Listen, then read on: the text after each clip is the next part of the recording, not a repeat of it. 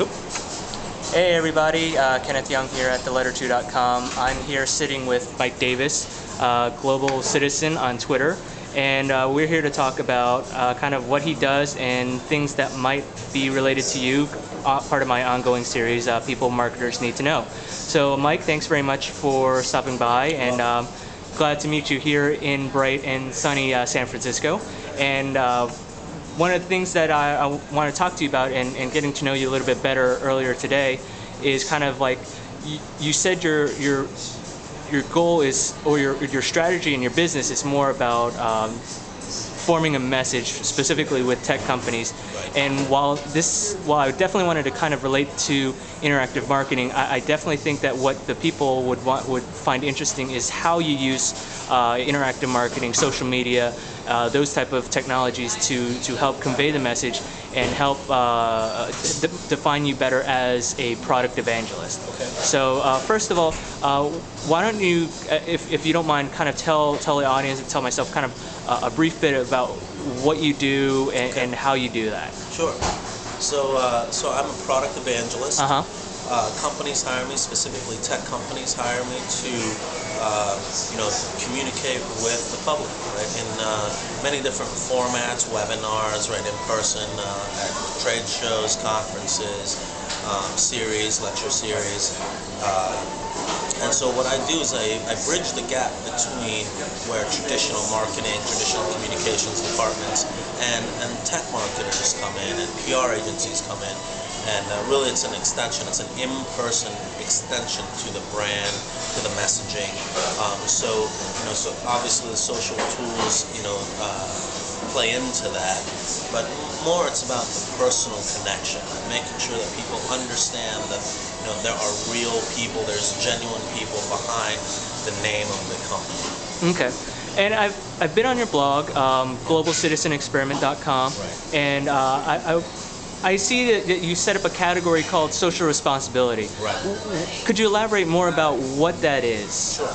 So I created a category called social responsibility because, the problem I was trying to solve is trying to explain why feature sets were in certain products and, what the company was thinking when they created, for example, Impressor.com just launched version 4.0 of the product. What were they thinking? So, the solution, or sort of my approach to it was, well, it just makes sense. It's a natural segue to, if you knew the founder of that company, you knew what great things this guy does for his community, you would understand that he loves Twitter, right? So he's going to integrate Twitter into Impressor, for example, right? You know that he's socially aware, right? So the things that he does is like, for example, uses money as a tool rather than just talk about how much money he has or how much money he makes, right? The founder of Impressor is actually in a unique position because he owns an interactive agency as well as he's a founder of Impressor. So I created social responsibility to really create a stage for that, right? So, look, these are great people doing great things, and they happen to have a company, and this happens to have a product that you should check out. That's the kind of thing. So you're moving away from pitching about the product more. You're just telling a story about a great guy you know. Okay. And as I alluded earlier, you're on Twitter, and you also have your blog. But to help promote your cause, what other social applications do you use on a daily basis, and how do you find them beneficial to your business? So I use obviously I use Facebook, I use LinkedIn, I'm on Twitter. I use this thing. I just found out about Digsby. I love Digsby, so you can, I can actually have a connection with the folks that show up to my blog. I like it a lot. But really, what I do, or the way I use social tools like Twitter, is I just communicate about where I'm going to be in person. Right. So when like right now, I'm in San Francisco. And it's a great town, but I think it's a great town because there's great people. I'd love to get to know people in person, so that the next time that I see you posting, on Twitter, I'm like, yeah, right, that fits his, message, that fits his personal brand. I understand his personality and see why he's tweeting that way. Okay. So that's how I use social media. is, right? Is to facilitate the in-person meeting. I tweet a lot about, meeting people for lunch, right? Hey, I have got 30 minutes here, 2 hours there. Let's go grab a drink. That's what I use social media. Okay. And who would you say some of your role models are? So that's an interesting question. I certainly have technology-based role models. I like a lot of what Guy Kawasaki does. He's interesting guy, but I like to view my role models as it's a short list of people that are always changing. Right? It depends on what I'm trying to accomplish or what phase I'm in.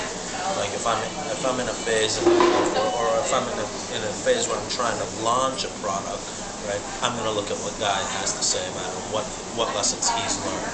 But if I'm in the position where I need to create some buzz about something, then I'm going to look at what Scoville's doing, or what Stowe's doing, or what's hot, or what should I know about it, new things. There's different role models for different things. So I don't know if that answers your question. No, it definitely does. But I don't think that there's one guy or a set of guys that have this thing figured out. That's the beauty of this 2.0 movement, right?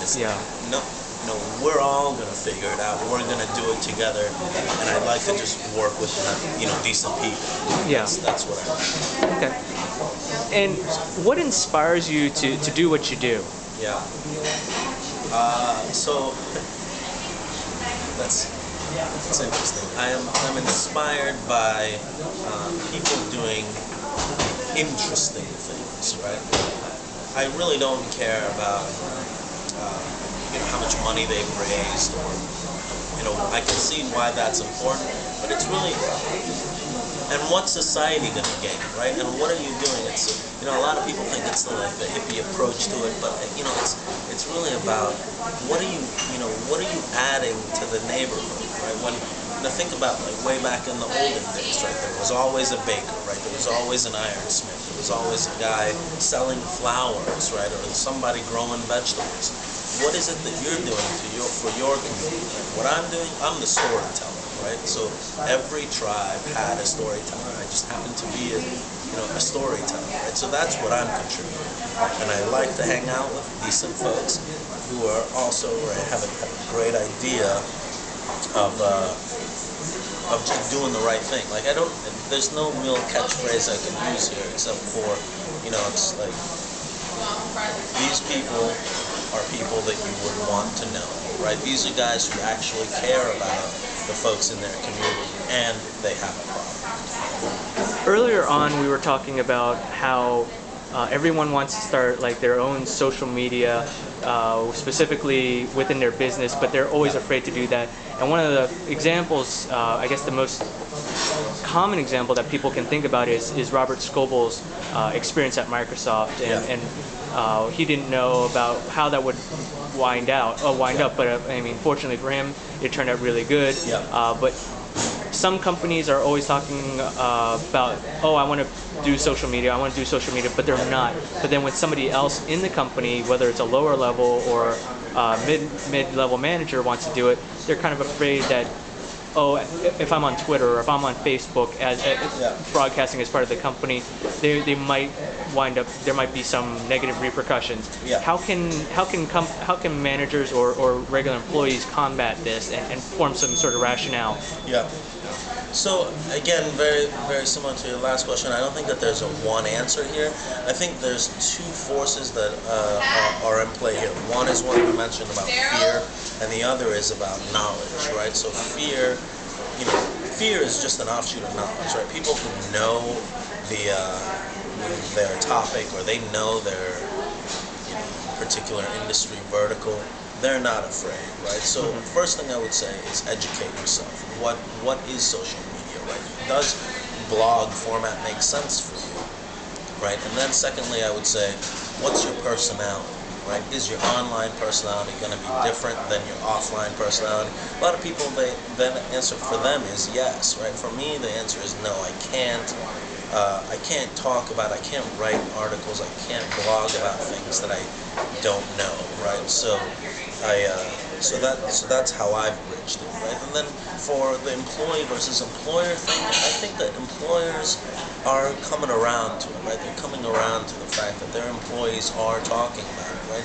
If you think about a blog like an offshoot of a bar, right, of the water cooler, your employees are talking about their experience at work, whether you like it or not, right? But if you embrace the social mediums, you can actually gain a lot of credibility with embracing that. So it's not you remove the fear. You remove the fear, and the only way you can do that is by educating yourself about those emotions, right? So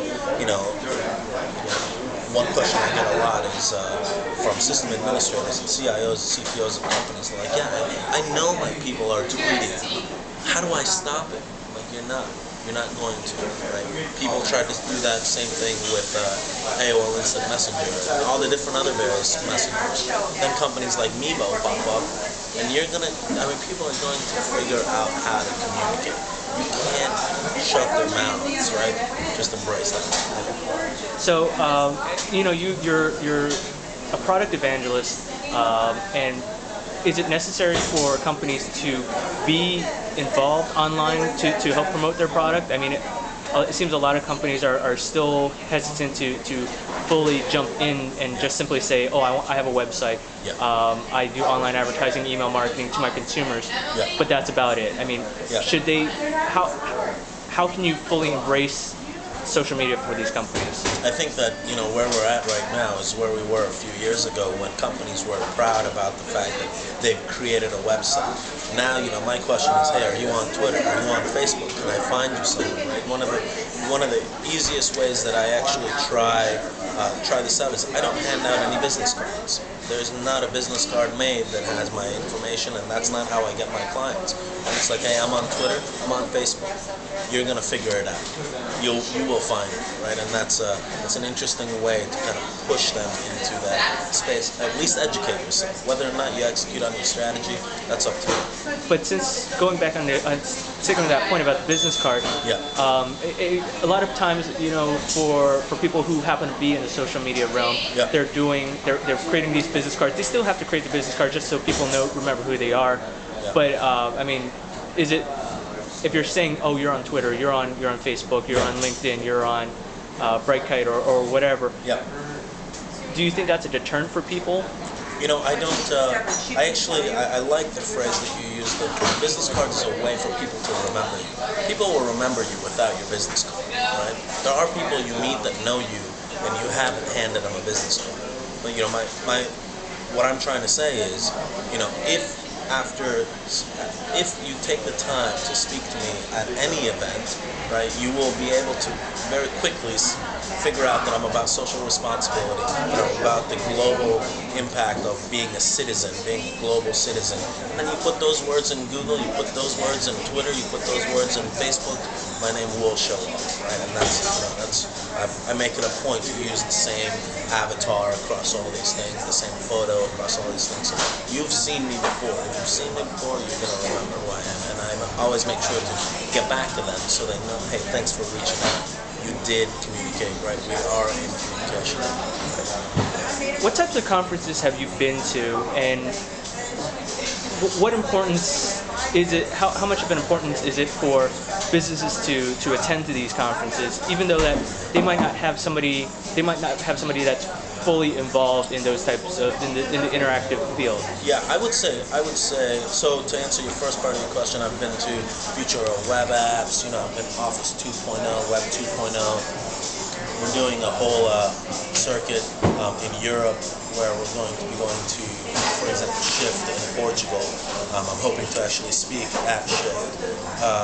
And so these are these tours are set up so that we want the European community using this particular product. So it makes sense for us to be there. At a minimum, I would say make sure you ramp up your strategy, because a lot of the people controlling the purse strings are wondering, hey, this conference is really expensive. What are we going to get out of it? Well, you're not going to know unless you start by attending, right? I wouldn't say go all the way to the platinum sponsorship level, but ramp that up. And then, like for example, Microsoft, they create their own ads, right? They just did a Heroes Happen Here campaign, and I mean, I don't know how many cities out there, upwards of 20 cities I spoke at, and just one message, right? So figure out what your message is, get your execution strategy down, and then ramp into that.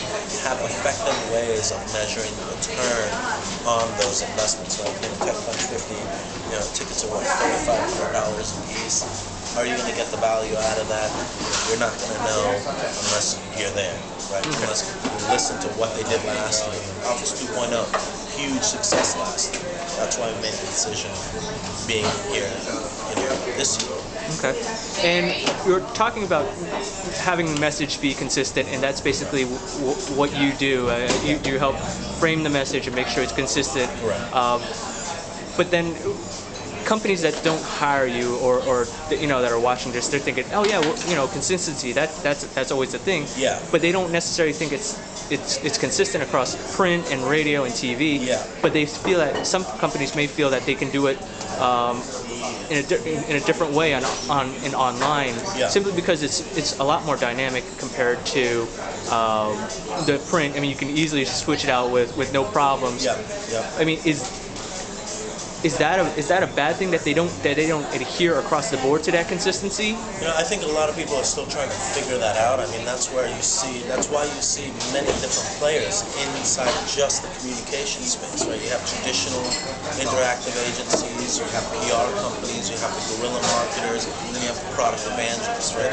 So when I'm talking about consistent message, what I mean is, what is the personality of your business, right? What are you trying to communicate, right? So if all you're doing, if the only thing you're interested in is push the product, chances are, you're going to have a different set of hurdles than somebody that's saying, hey, we're not-for-profit cause. You're going to have a different set of hurdles there. So your message needs to be, that's what I mean by the consistency of the message. Across print, across in person, right? You got to make sure that it supports the personality. Same thing like with the global citizen experiment, right? The message is consistent to my personality. Very sure what my personality is, right? Yeah. And so, the messaging is consistent. Okay. And what are some resources that people can look into for more information on just the product messaging, the interactive, and kind of what types of information that you do? So I get my research from, I look at who attended conferences, I look at who's getting funded. There's a lot of great sources out there to read, like past the CNN, like 2-3 levels deeper than CNN.com or BBC.com. By the time you see that article on CNN, you've already missed out on all the, build-up, right? The way you're going to find that build-up, the way you're going to get that additional data is through sources that you've met, right? People that you have connections with, right? So I would say get out there and educate yourself. You should be reading blogs. You should be reading what the people who actually attend these conferences write after the fact about those conferences, right? If that, conference attendee is what you're trying to research, right? Another way is if you're trying to look at your competition, I would definitely look at who's funding them. Are they funded? How much are they raising? What are they going to do with that money, right? So these are different things you can look into. As far as sources, I would say just believe the blog, right? Don't, obviously you gotta vet the blog, but it's a better source. And that person who wrote that information, he's gonna be, in his own community, in his own circle, and so you can gain from his knowledge as well. That's what I do. And one of the interesting facts that you brought up is that one event that you happened to be at, you saw Gary Vaynerchuk with a shirt that says "Don't pitch me." Yeah. Now, specifically with marketers or PR folks who want to get their message out across. So, obviously they don't have the time nor the resources to go out and say, "Hey, Mike, can you help me out?" But if they want to do it on their own, some people might be pressed to just simply send out their press releases to bloggers or to product evangelists in that similar interest. What is your advice to those companies, those marketers and PR folks who want to have people become their word of mouth? You know, I would say, think about it like a first date, right?